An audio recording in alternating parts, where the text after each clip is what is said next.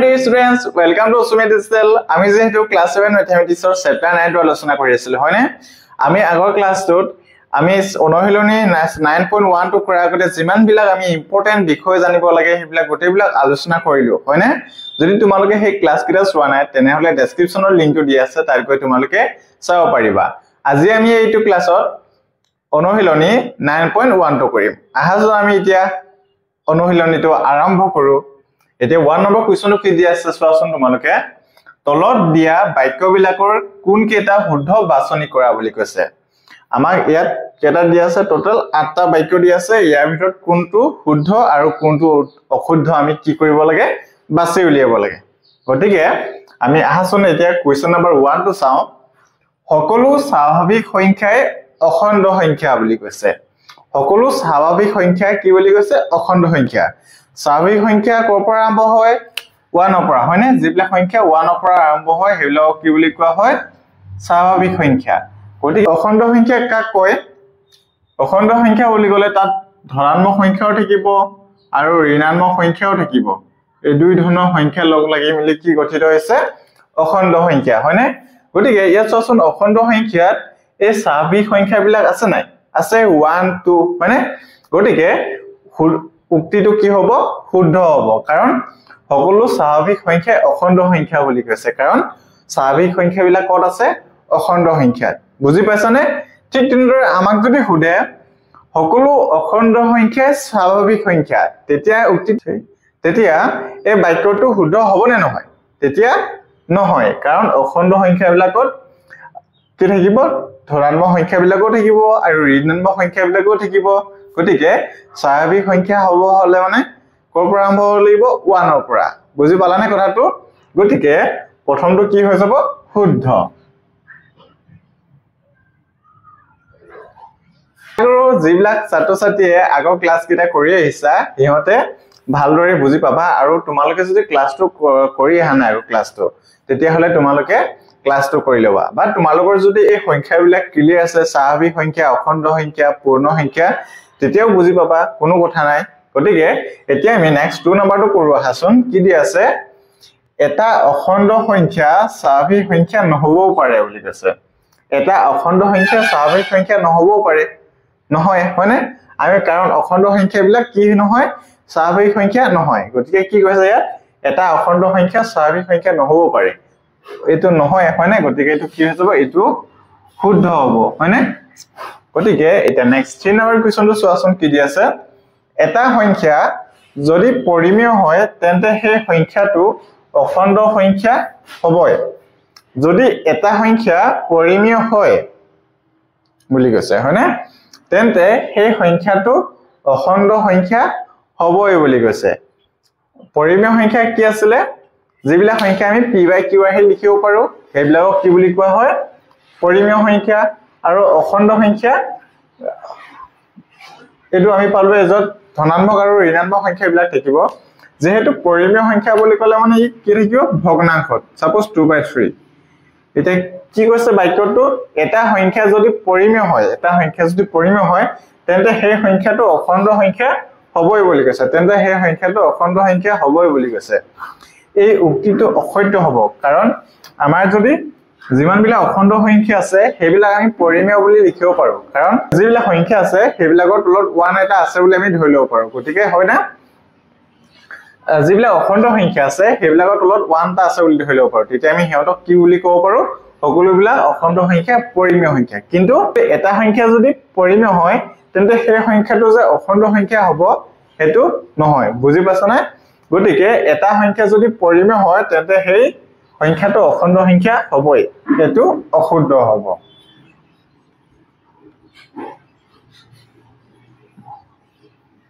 আৰু নেক্সট 4 নম্বৰটো কি দি আছে চোৱাচোন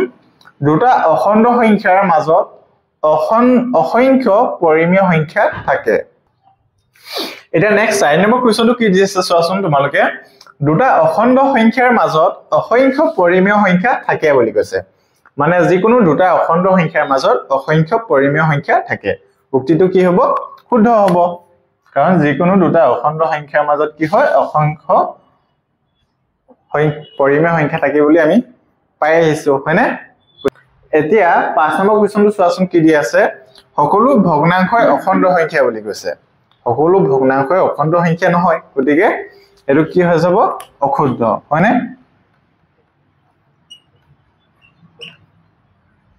এটা নেক্সট 6 নম্বৰটো চোৱাচোন কি দি আছে সকলো ভগ্নাংশই পৰিমেয় সংখ্যা কিন্তু আমি এটা কথা লিখিব পাৰো যে সকলো ভগ্নাংশই কি হয়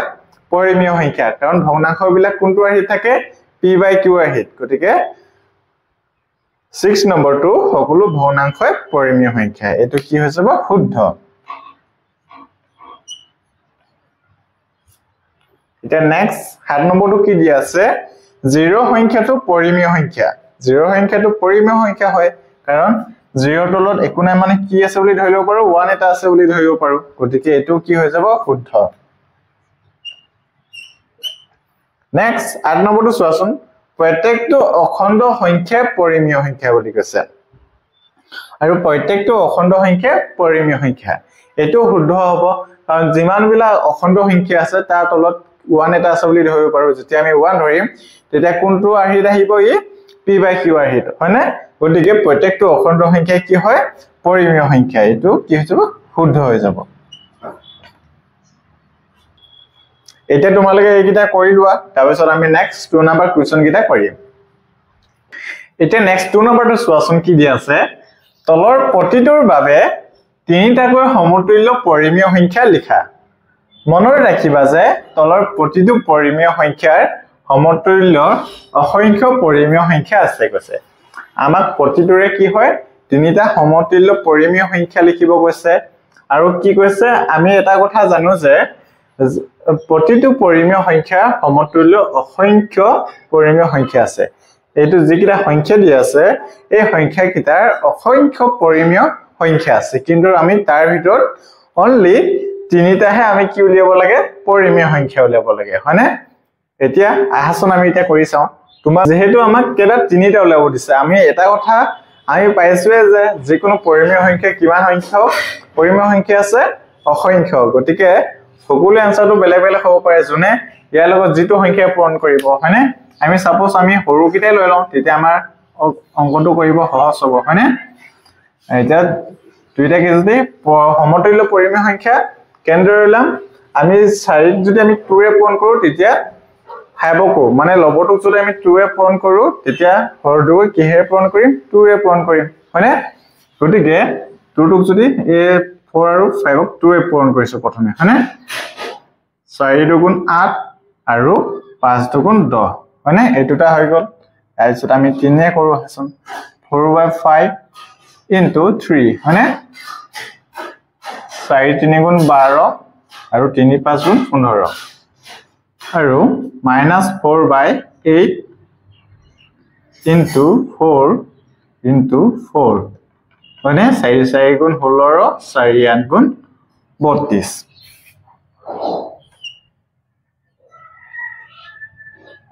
এতিয়া 2/-3 আছে হয়নে কিন্তু ইয়াক যদি আমি 2 এ পূৰণ কৰো 2 দুগুণ 4 আৰু 3 দুগুণ 6 আৰু নেক্সট আমি সাপোজ 3 এ কৰি দিছো আমি একেবাৰে সৰু কিটা লৈ লৈছো তোমালোকৰ যেমানে সৰু সংখ্যা লবা ইমানে কি হ'ব অংকটো কৰিব সহজ হ'ব আৰু তোমালোকৰ অংক কিটা ভুল হোৱা চান্সটো কমি যাব হয়নে এটাকে আৰু কিমান হৈ যাব আমি 3 এ কৰি দিবা দুইটাকে 3 এ 3 দুগুণ 6 আৰু 3 3 গুণ 9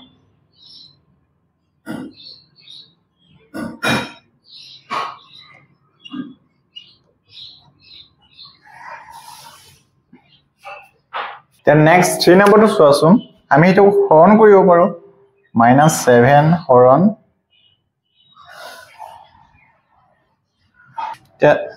next 3 নম্বৰটো চোৱাচোন দুইটাকে আমি হাতেৰে হৰণ কৰিব পাৰো হয়নে -7 21 হৰণ 2 মই হাতেৰে কাটিব পাৰো এটা কিমান হৈ যাব হাতেৰে কাটিলে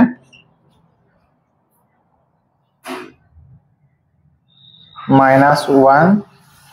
by কিমান হ'ব এটো 3 -1/3 হয়নে এতিয়া আমি এটা পাই গলো আৰু কি কৰিব পাৰো আমি -7/21 এটুক আমি 2 ৰে পূৰণ কৰি দিব পাৰো 7 দুগুণ 14 আৰু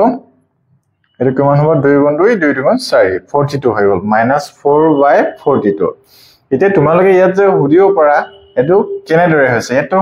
-7/21 আছে কিন্তু আমি ইয়াত কি পাইছো -1/3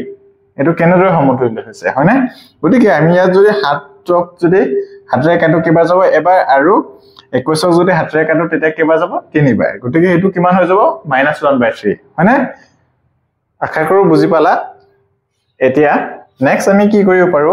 -7 আমি যদি পূৰণ কৰি থাকো ডাঙৰ হৈ গৈ থাকিব হয়নে কাৰণ তলত কি আছে 21 আছে গতিকে এটো আমি নেক্সট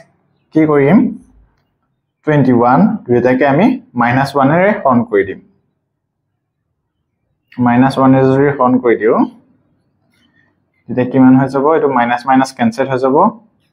7 বাই কিমান হৈ যাব -21 এটো সমতুল্য ভগ্নাংশ হৈ যাব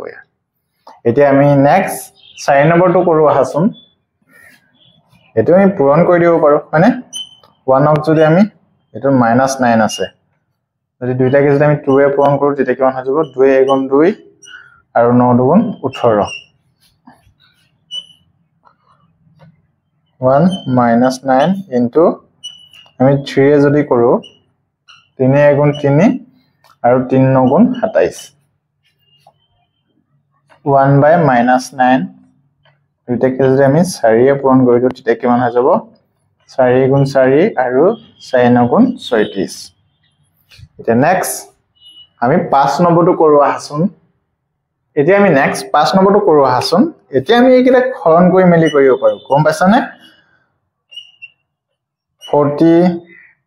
and 64 আছে এইকেইটা যদি আমি 40 আৰু 64 দুইটাকে আমি 2 ৰে কাটিব পাৰো ইয়াক কেবা যাব 40 কেবা যাব 2 ৰে 20 বাৰ আৰু 64 কেবা যাব 32 বাৰ মানে আৰু নেক্সট 40 হৰণ 64 হৰণ আমি দুইটাকে আৰু কিহেৰে কাটিব পাৰো 4 এ 40 4 এ কেবা যাব 10 বাৰ আৰু 64 4 এ কেবা যাব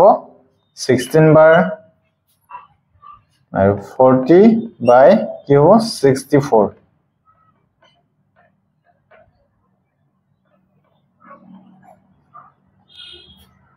এতিয়া সোয়া আমি এটা দুইটাকে 8 ৰেও কাটিব পাৰো 48 আৰু 64 হয়নে 8 ৰে 40 কেবা যাব 5 বাৰ আৰু 64 কেবা যাব 8 বাৰ কিমান হৈ যাব 5/8 আশা কৰো সকলোৱে 2 নম্বৰ কোৱেশ্চন কিটা বুজি পালা এটা তোমালে এইকিটা কৰি লোৱা তাৰ পিছত আমি নেক্সট 3 নম্বৰ কোৱেশ্চন কিটা কৰিম নেক্সট এতিয়া আমি নেক্সট 3 নম্বৰ কোৱেশ্চন কিটা কৰো আহাচোন কি দি আছে কোৱেশ্চনটো তলৰ জোৰ কিটা সমতুল্য হয় নাই বুলি হৈছে এইকিটা আমি হয় নাই নহয় আমি চেক কৰি চাব লাগে প্ৰথমটো কিমান আছিল -3 আৰু 13 আছিল হয়নে -3/13 এটা যদি আমি -2 এ যদি পূৰণ কৰো তেতিয়া কি পাম ইয়াত 6 পাম আৰু ইয়াত কি হয় 13 লগত যদি 2 পূৰণ কৰো তেতিয়া কিমান পাম 26 যদি আমি এই সংখ্যাটো পাও যদি এই কিটা লগত পূৰণ কৰোতে তেতিয়া কি হ'ব এটো কি হ'ব সমতুল্য হ'ব মানে 3 দুগুণ 6 আৰু 2 তিয়ং 26 -26 এটাকে 6 by -26 পাইছো গতিকে এটো কি হ'ব সমতুল্য হয় হয়নে এটো সমতুল্য হয়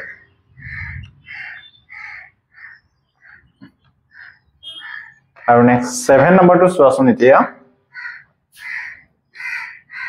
7 বা -3 আছে নহয় বুলি লিখিবা সমতুল্য নহয়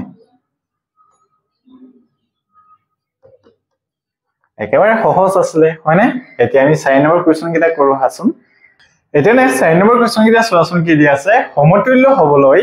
x আৰু y ঠাইত কি বহুৱাব লাগিব বুলি কৈছে আমি কিটা যদি সমতুল্য কৰিব লাগে তেতিয়া আমি x আৰু y ঠাইত কি বহুৱাব লাগিব আমি এটো লিখিব লাগে হয়নে এতিয়া চোৱাচোন কিমান আছে 9 / -40 হয়নে এতিয়া চোৱা ই 9 ৰ লগত আমি কি পূৰণ কৰিলে আমি -9 পাম এটোৱে আমি ওপৰৰ লগত যেটো পূৰণ কৰিম তলতো একে সংখ্যাটো পূৰণ কৰিব লাগিব হয়নে যদি আমি 9 ৰ লগত যদি -1 পূৰণ কৰো তেতিয়া কিমান পাম আমি -1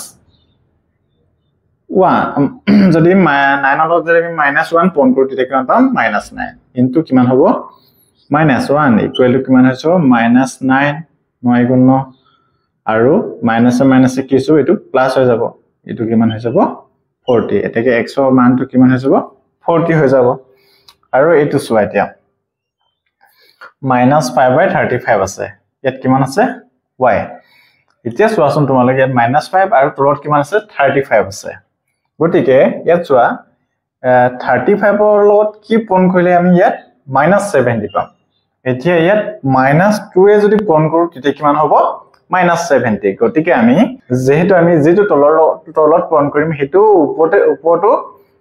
যেটো আমি তলত পূৰণ কৰিম হেতু আমি ওপৰটো লগতো পূৰণ কৰিব লাগিব হয়নে গতিকে কি হ'ব এটো -5/35 ইনটু ইয়াত কিমান হৈ যাব 2 -2 ইনটু -2 ইকুৱেল টু কিমান হৈ যাব 5 2 গুণ 10 মাইনাস কি হৈ যাব প্লাস আৰু 35 ৰ লগত 2 পূৰণ কৰি তেতিয়া কিমান হৈ যাব 70 একেবাৰে সহজ কুৱেশ্যন আছিল হয়নে এটা নেক্সট 5 নম্বৰ কুৱেশ্যনটো চাও আহাচোন কি দি আছে আদৰ্শ ঠাস বা পাৰমাণিক আৰ্হিত প্ৰকাশ কৰা বুলি কৈছে মানে হৰটো আমি দুটা শৰ্ত পাইছিলো আমাৰ এটা শৰ্ত আছিল যে হৰটো মাইনাসত থাকিব নোৱাৰিব আৰু ভগ্নাংশ কিটাৰ উৎপাদক কিমান হ'ব লাগিব অনলি 1 তেতিয়া আমি কি ক'ব পাৰিম সেই সংখ্যাটো ক'ত আছে পাৰমাণিক আৰ্হিত বা আদৰ্শ ঠাসত আছে বুলি হয়নে এতিয়া আদৰ্শ ঠাস বা পাৰমাণিক আৰ্হিত একিটা আমি প্ৰকাশ কৰিব লাগে এতিয়া যেহেতু 5 আৰু 2 দুইটা মৌলিক সংখ্যা হিহতৰ উৎপাদক কি থাকিব দুইটাৰে 1 এ থাকিব কিন্তু আমি ইয়াত কি আছে যেহেতু আমি পাইছিলো যে হৰটো কি হ'ব নোৱাৰিব মাইনাসত থাকিব নোৱাৰিব গতিকে আমি ইয়াৰ পৰা মাইনাসটো আঁতৰাব লাগিব তে মাইনাসটো আঁতৰাবৰ কাৰণে কি কৰিম 5/2 দুইটাতে কিহে পূৰণ কৰি দিম -1 এ পূৰণ কৰি দিম তেতিয়া কি হৈ যাব ওপৰত 5 ৰ লগত যদি -1 পূৰণ কৰো তেতিয়া কিমান হৈ যাব -5 আৰু মাইনাসে কি হৈ যাব প্লাস এটো কিমান হৈ যাব -5/2 নেক্সট টু চোৱাচোন 2 নম্বৰটো এতিয়া আমি 2 নম্বৰ কোৱেশ্যনটো কৰো হাচোন এতিয়া আমি দুইটাকে হাতেৰে কাটিব পাৰো হয়নে কিন্তু আমি তলত যেটো মাইনাস আছে হেতু আঁতৰাব লাগিব হয়নে এটো 7/-14 আছে দুইটাকে আমি -7 এৰ হৰণ কৰিব পাৰো তেতিয়া তলত থকা মাইনাস চিহ্নটো আঁতৰি যাব হয়নে